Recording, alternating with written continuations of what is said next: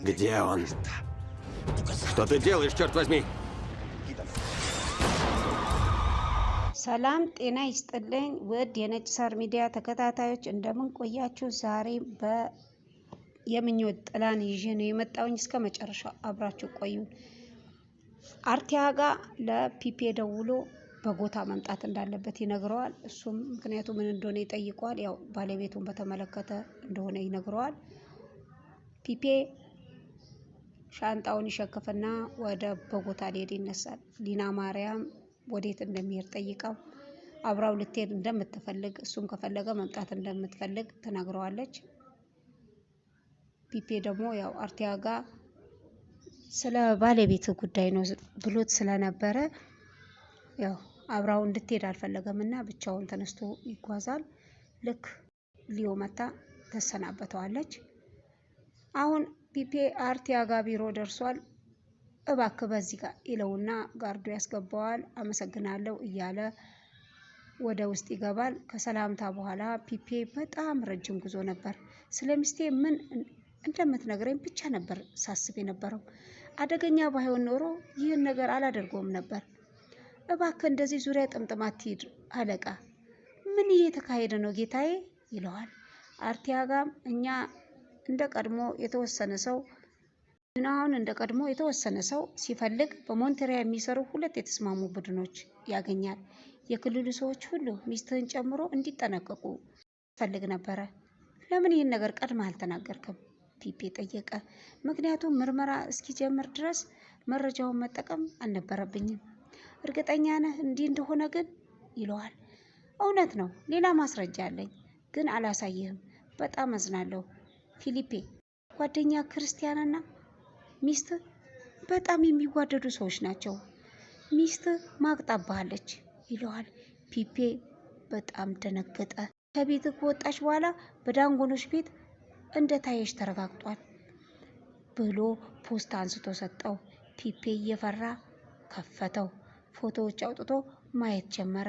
አላመነም። ዞረበት። የሊናና የክርስቲያን ምስል እየመጣበት ተቸገረ፣ ደነገጠ። የሚያደርገው ጠፋው። የክርስቲያንና የሊና ፎቶ ነበር ውስጡ ያለው እና አሁን ነው ይህን ነገር ልትነግረኝ የወሰንከው? ተቀምጦ ማልቀስ ጀመረ። አዎ፣ ምክንያቱም ስለ ጁሊዮ መጥፋት መግለጫ ነበረ። ጁሊዮ ታውቀዋለህ? ትክክል ነው። ከጥቂት ቀናት በፊት ወድቆ ነበር የተገኘው። ሚስቱ ወደ ፖሊስ መጣች። ቤቱ ከተፈተሸ በኋላ እኔ አሁን ያሳየውን ፎቶዎች አገኙ። ፖሊሶች ናቸው ያገኙት። ይህ ሰው እነዚህን ነገሮች ተጠቅሞ ከጓደኛ ከዳንጎን ገንዘብ ሊጠይቅ ይሆናል ፎቶውን ያነሳው። ሁሉም ነገር ወደ ክርስቲያን ዳንጎን ነው የሚያመራው። እርግጠኛ ነህ ጌታዬ? አዝናለሁ። ይህን ዜና ስለነገርኩ በጣም ነው ማዝነው ፊሊፔ ይለዋል። ፒፔ ሞተ ተብሎ ከተመለሰ በኋላ በሁለቱ በክርስቲያንና በሊና መካከል የነበረውን ንግግር ማስታወስ ጀመረ። እኔ እሷን ማግባት እፈልጋለሁ ብሎ ለክርስቲያን ሲያማክረው፣ ጓደኛዬ ይህ በጣም ፈጣን ውሳኔ አይመስልም? ክርስቲያን ያለውን አስታወሰ። ሊናም እስካሁን ትወጂኛለሽ ብሎ ሲጠይቃት፣ ይቅርታ ይህንን በስልክ ማድረግ አንችልም ብላ የመለሰችለትን አስታወሰ። ቤቱ ከክርስቲያን ጋር ያገኛቸውን አስታወሰ። ጓደኛዬ እዚህ ምን ታደርጋለህ ብሎ ተጠምጥሞ ሰላም ሲለው፣ ወንድሜ እያለ ቀዝቃዛ ሰላምታ የሰጠውን አስታወሰ። ሊናም ውዴ ብላ ሮጣ ሄዳ ተጠምጠማበት። ክርስቲያን ከሱ ጋር እንደገና እንድሰራ ጥያቄ ያቀረበልኝ እኮ በእውነት እያለ ሁለቱን በጥርጣሬ ያያቸውን የሁለቱን ሁኔታ እያሰበ ተበሳጨ። እንደሸወዱት ባወቀ ጊዜ በጣም እብድ ሆኗል። ፒፔ ይህን እያደረገ እዚያ ማርከስ ቤት ደረሰ። እዛ ሆኖ እያለቀሰ በነፍሱ እንዴት እንደተጫወቱ እያሰበ እዚያው ይቆይና አሁን ፒፔ ኤርፖርት መጥቷል። እዚያም ተቀምጦ መጠጥ እየጠጣ ነበረ። የተለያዩ መጠጦችን ቀላቅሎ ይጠጣ ነበረ። ከዚያም የሆነ ሳቅ፣ የሴት ሳቅ ይሰማና መፈለግ ጀመረ። ያ ሳቅ በዚያ መጠጥ ኃይል በንዴቱ ልክ የሊና ማርያ ሳቅ ሆኖ ተሰማው። ዞር ሲል ሁለት ፍቅረኛሞች እየተሳሳሙ ይላፋሉ። ልክ ሳያቸው ወንዱ ክርስቲያን፣ ሴቷ ደግሞ ሊናን መሰሉት። አየ ድጋሚ አሁንም እነሱን ነው የመሰሉት። ከዚያም ደንግጦ ብድግ አለና ሲያይ ጌታዬ ጌታዬ እያለች እዚህ አስተናጋጇ ስታናግረው የዛኔ ከሀሳቡ ብንኒልና ወደ ልጅቱ ዞሮ ያያታል። ከዚያ ወደ ፍቅረኛሞቹ ሳይ ሌላ ሰዎች ሆነው ተገኙ። ፒፔ በሚሆነው ነገር ሁሉ በጣም እየተበሳጨ ነበረ። አሁን ፒፔ ወደ ቤት ተመለሰ። በመንገድ የሚያልፉ ሰዎችን እየተጋጫቸው ነበር ሲሄድ የነበረው። ፒፔ አሁንም እያስታወሰ ታገቢኛለሽ ጥያቄ ሲጠይቃት እምቢ ያለችውንም እያስታወሰ በጣም ተበሳጨ። እናም ሲጋራ ማጨስ ጀመረ። በጣም እብድ ሆኗል። እያጨሰ አንድ ድልድይ ጋር ሆኖ ማሰብ ጀመረ።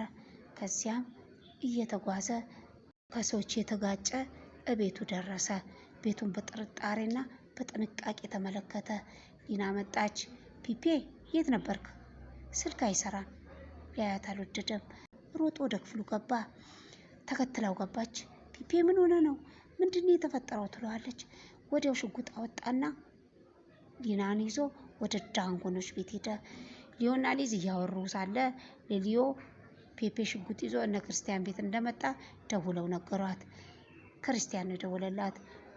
ፒፔ ሊና ላይ ሽጉጥ ደቅኖ ቤታቸው ደርሷል። ሃኒባልም ፒፔ ምን ተፈጥሮ ነው? ክርስቲያን ነው? የት ነው? የት ያለው ክርስቲያን ብሎ ጮኸ። ምን እያደረክ ነው? ምን እያደረክ ነው? ሃኒባል ሲለው ሊናም ፒፔ ጥሩ ልጅ ነህ አንተ ስትለው ሂጂ፣ ስለዚህ ነገር እኔ እንዳላውቅ አስበሽ ነበር አይደል እያለ ሽጉጥ ደቅኖባት ክርስቲያን እንዲወጣ ለሃኒባል ይነግረዋል። የዚህኔ ክርስቲያን ፒፔ እባክህ እያለ ክርስቲያን ከውስጥ ወጣ።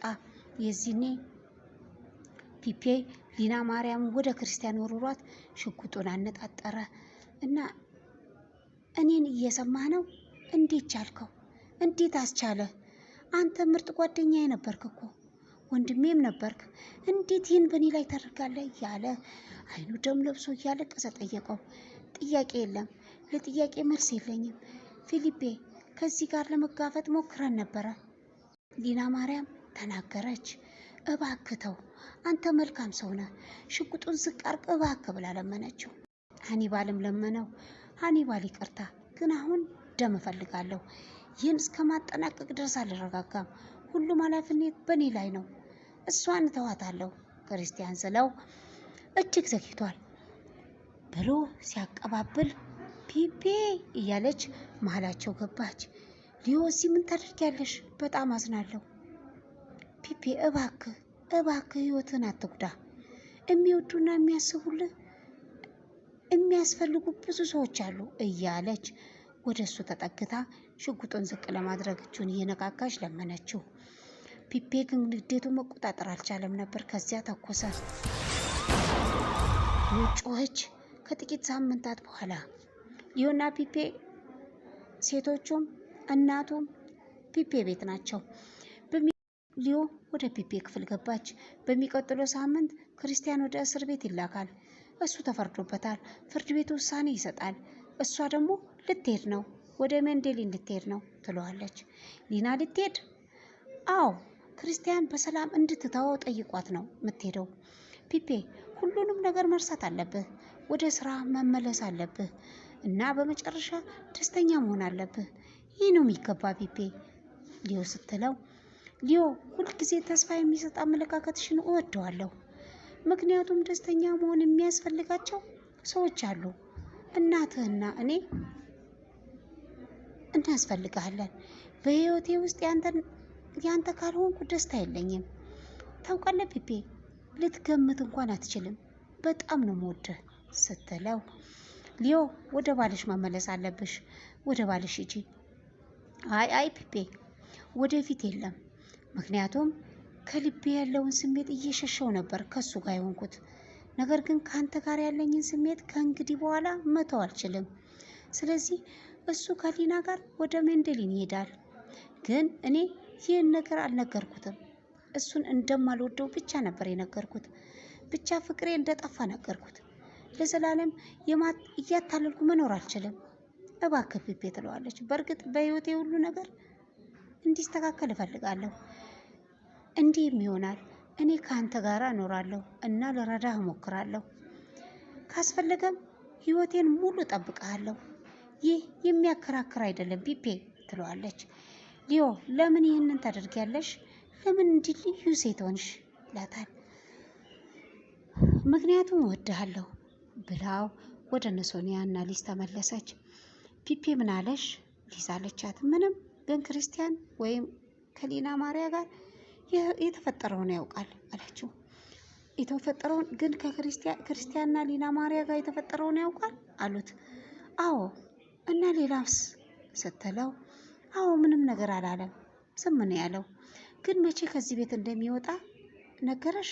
አይ አልነገረኝም። ሊዮ እሺ አሁን ምን እናደርግ? አላውቅም፣ እንደገና እንዲኖር መታገል አለብኝ አለቻቸው። ሰው ራሱን ለመርዳት ካልፈለገ መርዳት ከባድ ነው፣ ግን በቅርቡ ከዚህ ሁኔታ መውጣት አለበት። ሊዝ ስራችንን እንቀጥላለን አይደል ስትላት ሶኒያ ምን አለቻት እየሳቀች። እሽ ውድ ሴቶች ከእንግዲህ በኋላ መስራት አያስፈልጋችሁም። ሌላ ተግባር አለን። ብዙ ስራ እየጠበቀን ነው።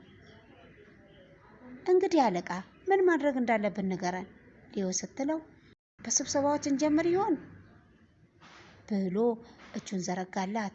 ሊዮም በመደናገር ሆና ሴቶቹን እያየቻቸው ሄዳ አቀፈችው። ከዚያማ በሊዝ የደስታ ጩኸት፣ በሶኒያ ደስ በሚል ፈገግታ፣ በነ ፒፔ የማያቋርጥ መሳሳም ድራማው ያበቃል። እስከዚህ ሰዓት ስለተከታተላችሁን ከልብ እናመሰግናለን።